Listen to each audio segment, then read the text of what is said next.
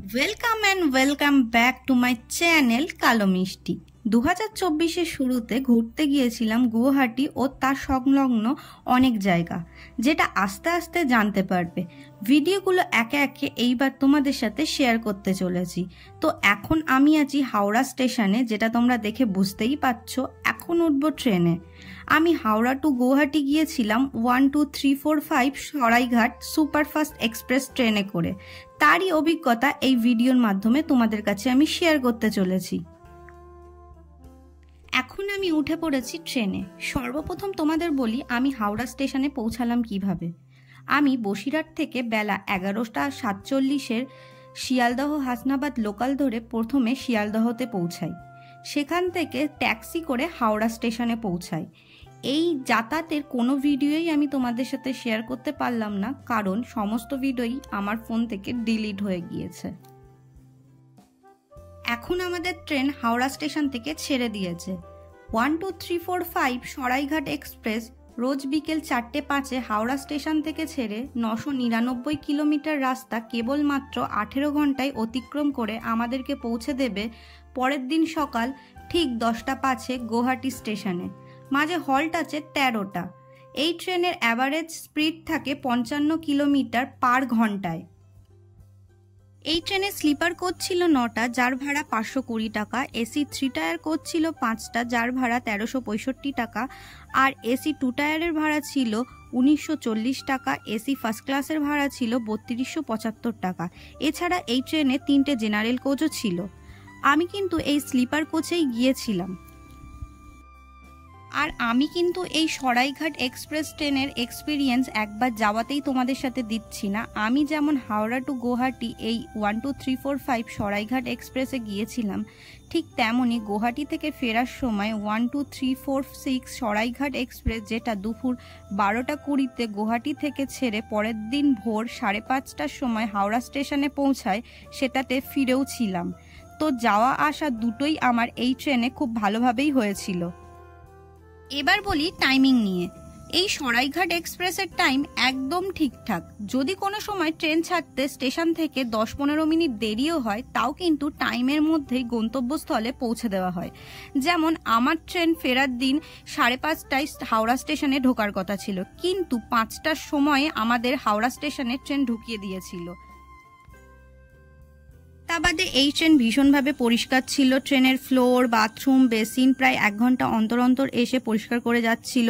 আর তার সাথে সাথে এটাও বলতে হবে যে ট্রেনের সুরক্ষা ব্যবস্থা, যেমন আরপিএফ ট্রেনে সারাক্ষণ ছিল, বিশেষ করে রাতে খুব ভালো করে সবকিছু গার্ড দিচ্ছিল, তার সাথে সাথে টেক কেয়ারও করছিল।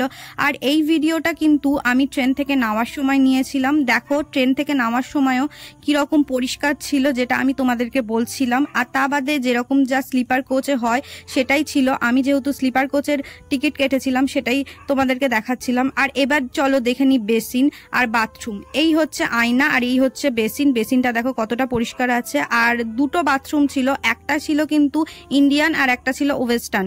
এটা হচ্ছে ইন্ডিয়ান, আর ইন্ডিয়ানই মতন সমস্ত কিছু ছিল ওয়েস্টার্নে। ওয়েস্টার্নটা দেখাতে পারলাম না, কারণ যখন আমি ভিডিও করছিলাম তখন বাথরুমে কেউ ছিল।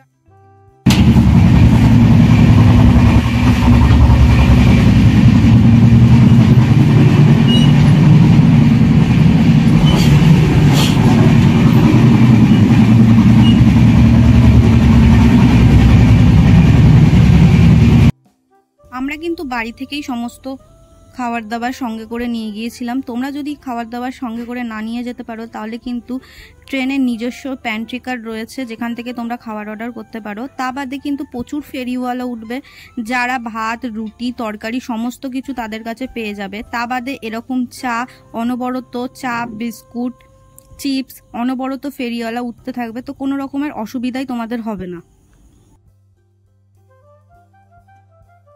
তারপর রাতের খাওয়া দাওয়া সেরে ঘুমিয়ে পড়েছিলাম। আর আমি কিন্তু সেকেন্ড যে স্লিপারটা আছে সেখানটায় শুয়েছিলাম।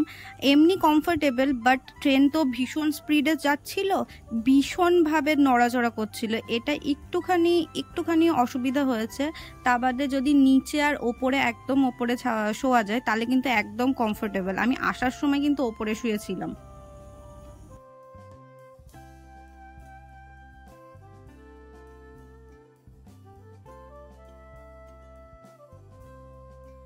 সকালে এই স্টেশনে এসে ট্রেন দাঁড়ায়।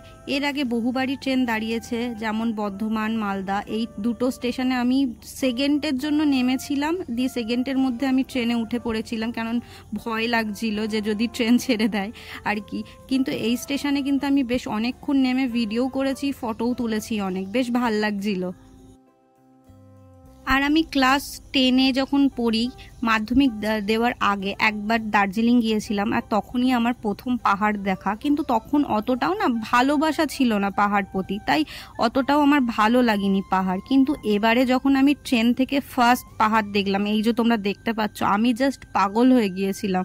মানে আমার মনে হচ্ছিল আমি ছুটতে চলে যাই পাহাড়ের কাছে, এতটা ভালো লাগছিল, তোমাদের আমি বলে বোঝাতে পারবো না। মানে এরম মানে বড় হয়ে, মানে যখন বুঝতে শিখেছি কোনটা ভালো লাগে কোনটা খারাপ লাগে, সমুদ্র ভালো লাগে না পাহাড় ভালো লাগে, এখন আমি পুরো নির্দ্বিধায় বলতে পারবো যে আমার পাহাড় ভালো লাগে। তোমাদের কার কোনটা ভাল লাগে? সমুদ্র ভাল লাগে, পাহাড় ভাল লাগে, না জঙ্গল ভাল লাগে? আমার তো আপাতত পাহাড় ভাল লাগে। এখনো কোনোদিন জঙ্গলে যাইনি, তাই জঙ্গলের অভিজ্ঞতাটা আমি তোমাদেরকে বলতে পারবো না। বাট তোমরা কেউ কোনোদিন কি জঙ্গলে গিয়েছো? যদি গিয়ে থাকো তাহলে অবশ্যই আমাকে কমেন্ট করে জানিও। এখন ট্রেন থেকে যে জায়গাটা তোমরা দেখতে পাচ্ছ, এটাকে কিন্তু বলা হয় দীপর বিল। এটা গুয়াহাটির একটি ট্যুরিস্ট স্পট।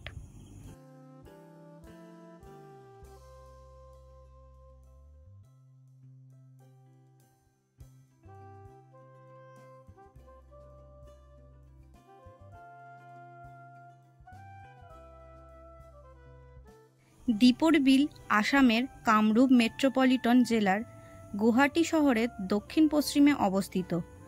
দীপর বিল পাখি অভয়ারণ্য বিলের বৃহত্তম বিস্তারের মধ্যে 414 হেক্টর এলাকা জুড়ে বিভিন্ন প্রজাতির পাখিদের আশ্রয় দেওয়ার জন্য বন বিভাগ আসাম দ্বারা তৈরি করা হয়েছে এবং পাখির ফাঁদ আইন দ্বারা নিষিদ্ধ। এই বিলে 120টি প্রজাতিরও অধিক পাখির প্রজাতি দেখা যায়।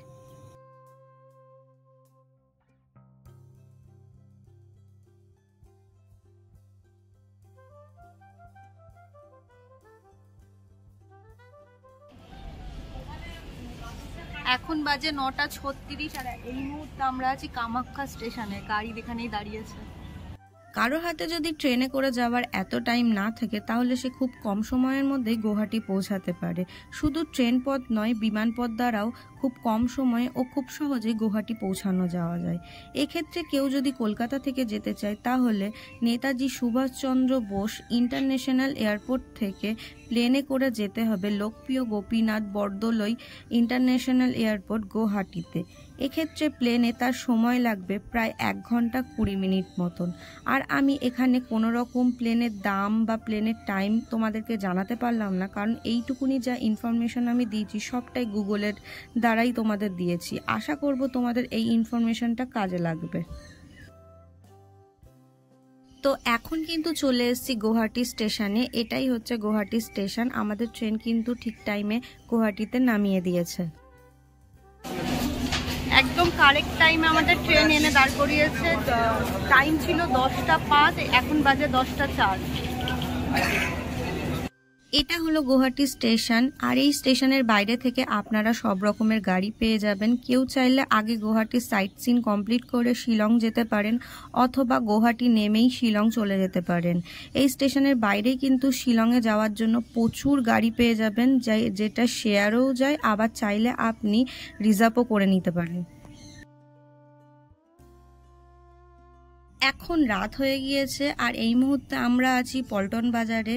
এই পল্টন বাজার উত্তর পূর্ব ভারত আসাম রাজ্যে গুয়াহাটি শহরের একটি অঞ্চল। এটি পানবাজার, রেহারবাড়ি, দিকলিপুখুরি ও ফ্রান্সি বাজার দ্বারা বিশিষ্ট। আর গুয়াহাটি শহরের কেন্দ্রস্থিত আসাম পরিবহন, হোটেল, যোগাযোগের মূল কেন্দ্রস্থল হলো এই পল্টন বাজার। এছাড়া রয়েছে বিভিন্ন পোশাকের ছোট ছোট অনেক দোকান, যেটা আপনারা ভিডিওতে দেখতেই পাবেন। যেটা আপনাদেরকে এক্ষুনি বললাম, এই ধরনের প্রচুর দোকান পাবেন যেখানে বাচ্চা থেকে বড়দের শীতের পোশাক বিক্রি হচ্ছে। তা বাদে এখানে শীতের চাদর, শালের প্রচুর অপশান পাবেন। এখানে মাত্র 200 টাকা থেকে চাদর, শাল আরও শীতের পোশাক পেয়ে যাবেন। তা বাদে কিন্তু প্রচুর বড় দোকান এখানে পেয়ে যাবেন। তবে আপনাদেরকে একটু বার্গেনিং করে জিনিসপত্র কেনার কথা এখানে আমি সাজেস্ট করব। আর আসামের কিন্তু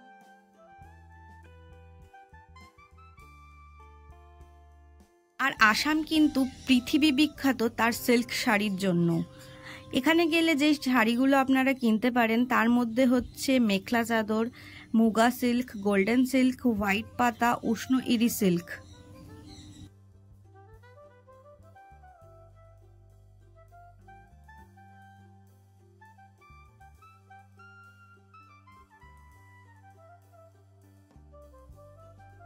তো আশা করছি তোমাদের এই ভিডিও খুব ভালো লেগেছে আর তার সাথে সাথে তথ্যপূর্ণও হয়েছে। যদি হয়ে থাকে তাহলে অবশ্যই লাইক, কমেন্ট অ্যান্ড শেয়ার করো। আর আমার চ্যানেলে যদি নতুন হয়ে থাকে তাহলে চ্যানেলটিকে অবশ্যই সাবস্ক্রাইব করে চ্যানেলের পাশে থাকো।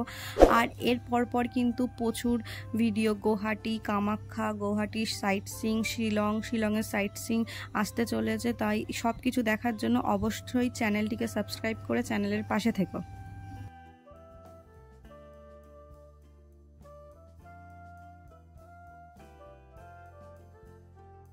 আর এই পল্টন বাজার থেকেই কিন্তু প্রচুর গাড়ির অপশান, তাছাড়া ট্রাভেল এজেন্সির সাথে যোগাযোগ সব কিছু কিন্তু এই পল্টন বাজারেই পাবেন। তা বাদে হোটেলস সব কিছু এখান থেকেই পাবেন। তো এটা কিন্তু খুবই গুরুত্বপূর্ণ একটা জায়গা গুয়াহাটির। আর তা বাদে এখানে যেমন প্রচুর জামা প্যান্টের দোকান, তা বাদে লোকাল জিনিসপত্রের বাজার আছে, তা বাদে কিন্তু এখানে প্রচুর পরিমাণের খাবারেরও অপশান আছে। আমি কিন্তু এখান থেকে প্রথমেই ট্রাই করে নিয়েছিলাম ফুচকা আর মোমো, যেটা আমার অসাধারণ খেতে লেগেছিল। এবার চলো ফুচকা মোমো খেতে খেতে গুয়াহাটি সম্পর্কে কিছু জেনে নিই। গুয়াহাটি উত্তর পূর্ব ভারত আসামের বৃহত্তম শহর ও উত্তর পূর্ব ভারতের বৃহত্তম মহানগরীও। শহরটি পশ্চিম আসামের ব্রহ্মপুত্র নদের তীরে মেঘালয়ের অঙ্গরাজ্যের সাথে সীমান্তের কাছে অবস্থিত। একে উত্তর পূর্ব ভারতের প্রবেশদ্বারও বলা হয়।